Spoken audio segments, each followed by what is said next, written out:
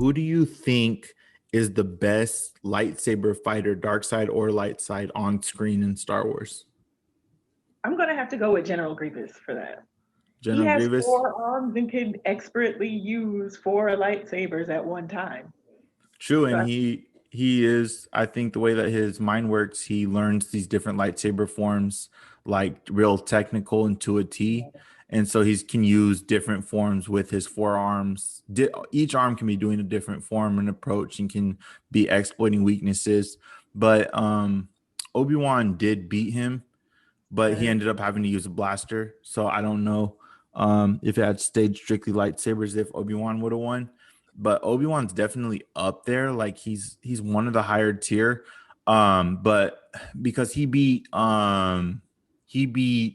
Darth Maul. And Darth Maul to me would have been like one of the people that I would say who's gonna beat Darth Maul. Like he's so acrobatic and he does like these real aggressive he's like a attacker. He's not defense that much. He's more aggressive. And he's a crazy good sword fighter. But then again, like the dark side is just full of them. Count Dooku was written the way he was written in the plot. He's supposed to be like before when he was a Jedi, he was supposed to be one of the best lightsaber duelists that exists. Like when he would go train in the Jedi temple and just practice and stuff, he'd beat pretty much everybody. He's supposed to be one of the best like sparring people. So I would say that he's up there, but like you said, he trained General Grievous, and General Grievous has his forearms and what we were saying that he's able to use different forms.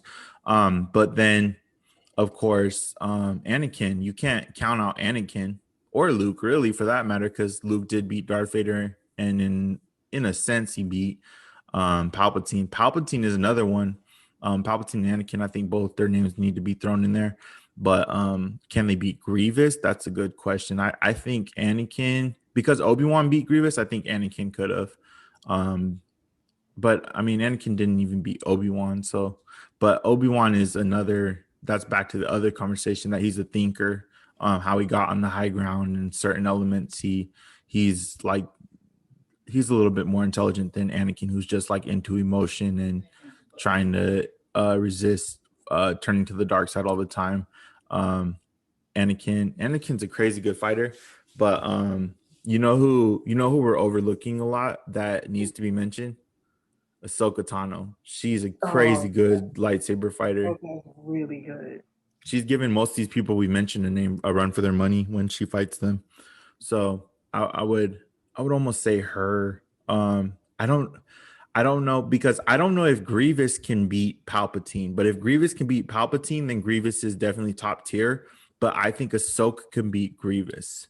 Ahsoka can definitely probably beat Anakin when she's fully For up sure. and trained and everything. I think her species and stuff makes her one of the finer um, sword fighters. But definitely, yeah, Grievous is gonna be the one to beat, I think. What's your favorite character in Star Wars? I would say between Darth Maul and Leia. It is cool. And then I was like really sad with Carrie Fisher. I was like, like I personally felt it. I was like, man, I was like down for a couple weeks. But my favorite character pretty much has always been Kit Fisto. You know who that is? Yeah. Yeah, he's always been one of my favorites. I like him a lot. Just his aesthetic, the way he looks. And then he didn't oh, we didn't mention Mace Windu. Mace Windu could tear a whole lot of people up Mace with this Windu. Vapad style lightsaber fighting. He actually may be the guy. Because he did beat Palpatine. I don't know if that was an act or not, but he did beat Palpatine. Um, but yeah, what I was saying was when they went into the office, Kit Fisto was one of the only ones who had like two lightsaber strokes against Palpatine before he got chopped down. But he did get chopped down, so he's definitely not on the level of like Mace Windu. But yeah, Mace Windu, because he does a semi dark side form of lightsaber fighting, um, he he would be one that I would say could beat a lot of people.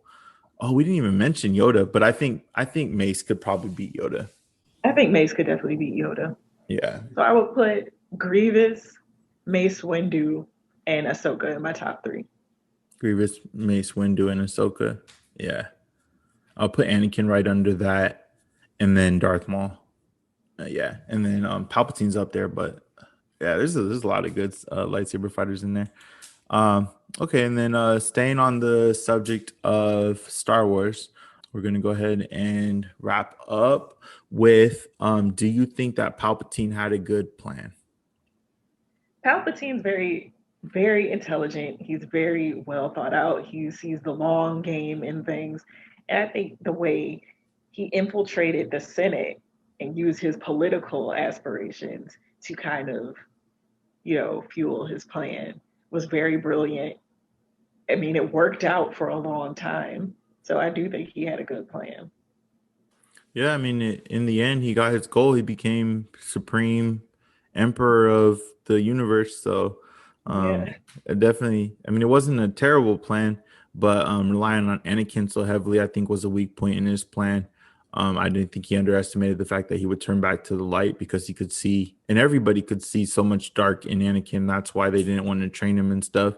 Um, but yeah, I think his plan was decent, and he picked good people to assist him. General Grievous, having General Grievous on his side, he had so many lightsabers and stuff. If you watch the Clone Wars, he just had like walls of lightsabers, so he was running through Jedi's. And then the smartest thing I think he did was having them build the clone army for the Yeah. Republic, quote unquote. And then turns out that they were actually on his side. That was a crazy smart move. Like in a chess game, that was like pretty much checkmate because that's what led to him actually becoming emperor and everything. Everything else was just leading up to that moment. But yeah, when you look at the overall game plan, and then even coming back in the sequels, having the cloning technology and stuff, and coming back in the sequels, I think just added into the brilliance of Emperor Palpatine. Like he's a crazy tactician. Yeah, everything he did is well planned, well thought out. He's very intelligent. But like you said, relying on Anakin was definitely his weak point. hmm That became he became like consumed with it to where he even after Anakin lost a lightsaber fight, he rebuilt him into Darth Vader, which I don't know how good of a move that was because I think he would have had less mobility and stuff. But of course, with being consumed with the dark side, Anakin did go into the Jedi Temple and walk through everybody.